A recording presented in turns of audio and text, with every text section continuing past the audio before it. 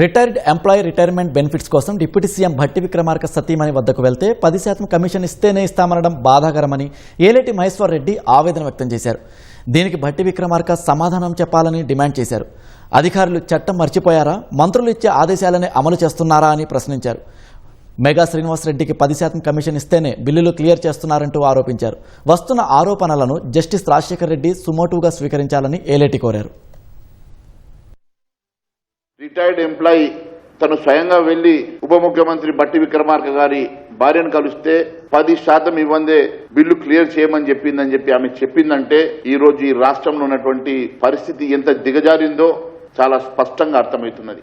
వారు 40 సంవత్సరాలు కష్టపడి ఈ రాష్ట్రం కోసం పనిచేసేటువంటి ఎంప్లాయీస్ ఈ రోజు రిటైర్డ్ అయితే వారి సొంత డబ్బులు, వారి బెనిఫిట్స్, వారికి రావాల్సిన డబ్బుల కోసం కూడా 10% ఇస్తే గానీ డబ్బులు వారి అకౌంట్లోకి రావడం లేదని చెప్పి వారు రోడ్డెక్కే పరిస్థితి వచ్చిందంటే ఇంతకన్నా దారుణమైనటువంటి పరిస్థితి ఇంకోటి ఉండదు. కోర్టుకెక్కి కోర్టు నుంచి ఎన్నో ఆర్డర్లు తీసుకొచ్చినా ఫలితం లేదు. 500-600 కంటెంప్ట్ కేసు అయినప్పటికీ కూడా బాధలు తీర్తలేవు. గత చరిత్రలో అనేక మంది అధికారులు ఇలాంటి ఫైళ్ల మీద సంతకం చేసి మరి బాధపడ్డటువంటి పరిస్థితులు మనం చూసాం.